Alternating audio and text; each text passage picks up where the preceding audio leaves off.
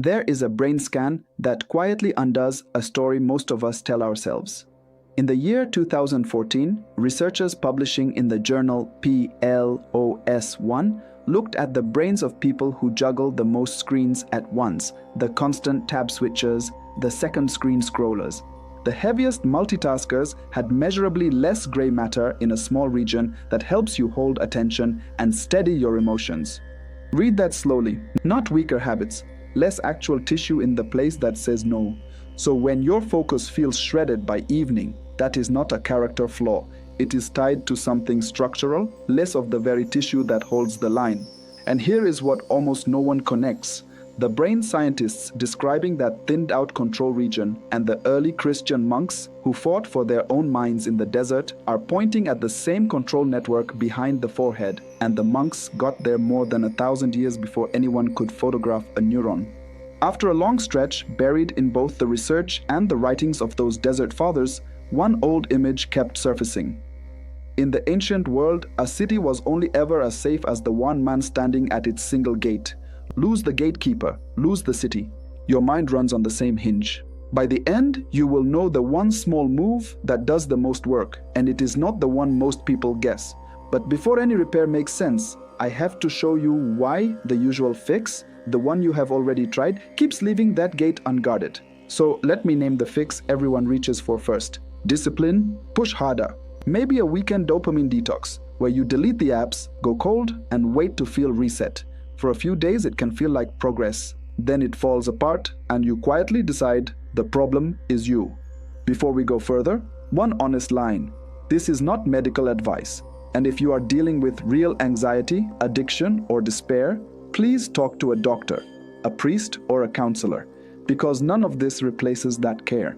But for the ordinary daily fog, the reason raw discipline keeps failing is simple. It fights the intruder after he is already inside the walls. It treats the symptom and never reaches the root, which is the gate itself.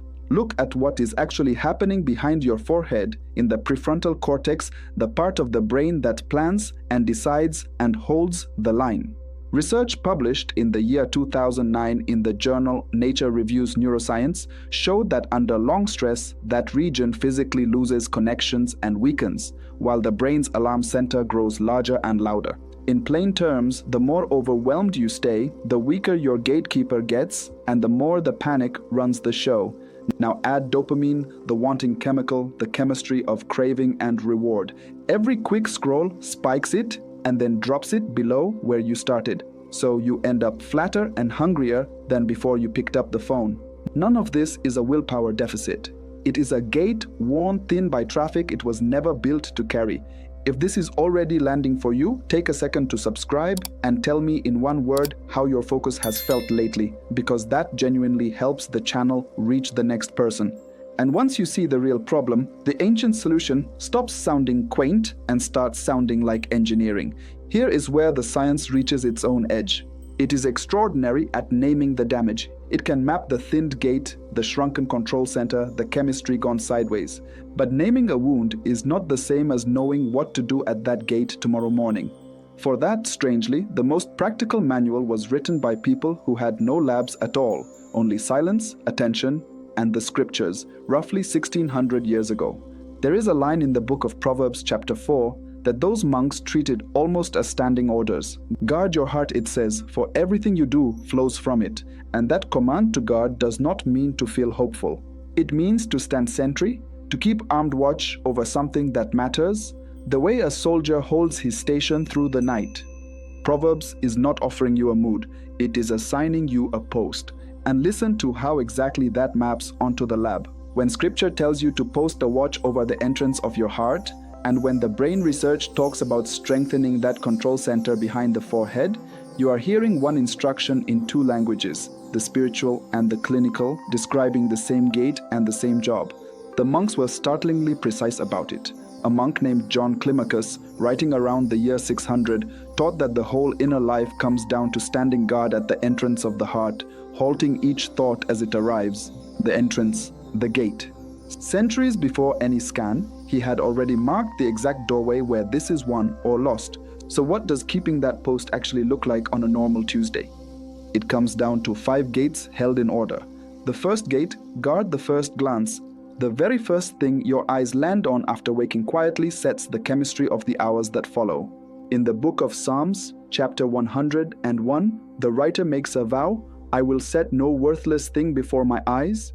That is the wanting chemical being managed at its source, before the craving even starts, simply by choosing what gets through the gate first. So the practice is plain. Your first glance does not go to the screen. It goes to a window, a candle, one verse. You decide who enters first. The second gate, name the thought. When a shameful or anxious thought storms in, you do not argue with it and you do not obey it. You name it. In his second letter to the Corinthians, chapter 10, Paul says to take every thought captive, to seize it like a prisoner of war before it gets loose inside the walls. And there is a brain reason it works. The moment you put a feeling into plain words, you hand the controls back to the planning part of the brain instead of the alarm center. A desert monk named Evagrius, writing in the late 300s, studied these intruders obsessively, the uninvited thoughts that show up at the gate demanding to be let in. Naming one is how you arrest it. You say it flatly. That is fear. That is not me. Move on. The third gate, 60 seconds of stillness. The Apostle Peter, in his first letter, chapter 5, urges you to be clear-minded and watchful, to be sober, the opposite of scattered and intoxicated by noise. Most of us live stuck in the brain's autopilot, the wandering channel it runs when you drift and replay worries on a loop. A study from the year 2015 found that a steady practice of stillness measurably quiets that autopilot, calming the very network that runs that mental noise. So for 60 seconds, you stop, you breathe, you let the watchman simply sit at his post. 1 minute. That is the entire drill, and almost no one will give it to themselves. The fourth gate, seat one true thing. You do not scrub the mind empty. You install something on purpose worth returning to. In his letter to the Philippians, chapter 4, Paul says to fix your mind on whatever is true and noble, to dwell on it, to keep coming back to the same thing again and again. And coming back to the same thing again and again is precisely how the brain lays down a new path. Here is the number that should set you free. Research published in the year 2010 in the European Journal of Social Psychology found that a new habit takes a median of 66 days to feel automatic, and that missing one day does not reset the clock. 66 days, not a weekend. You have failed before because you quit on day 5 of a 66-day build. If a single one of these gates is landing, subscribe so the next breakdown finds you when you need it. The fifth gate, and the order is not decorative, one line of thanks. You close the day by writing down one true thing you are grateful for. Research published in the year 2016 in the journal Neuroscience found that simply writing gratitude shifted activity in that same planning region in a way still visible 3 months later. One line, not a journal. One sentence and the gate shuts for the night on something good. Try forcing this gate first, before the other 4, and it rings hollow. Walk them in sequence, and gratitude lands like the truth it is. So here is the week made concrete. Each morning, before the phone, spend the first glance on one verse or one quiet minute at the window.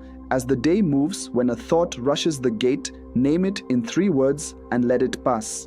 Once, anywhere in the day, take the 60 seconds of stillness. Choose one true sentence, a single verse, and return to it deliberately, the same one, across the full 66 days. And before sleep, write one line of thanks. 5 gates, a few minutes total, kept daily rather than perfectly. This is the part that stayed with me. Scripture says to guard the heart, because everything flows from it. The brain research says to protect and strengthen the gate, because everything downstream depends on it. That is not 2 traditions politely agreeing. It is one reality read by 2 kinds of watchmen. The monks were not decorating a feeling, they were describing a mechanism. The gate was always the whole war. So hear this before you leave. You are not damaged beyond repair, and you are not permanently stuck. A gate that has been left open can be manned again, and it begins with the single next thought you decide to stop and question. If even one of these 5 gates gave you something worth keeping, drop the word watchman in the comments so I know it reached you, and pass this to one person whose mind has been under siege. There is more here when you are ready. Because a mind with no one at the gate is just an open city, and you were always meant to hold the gate.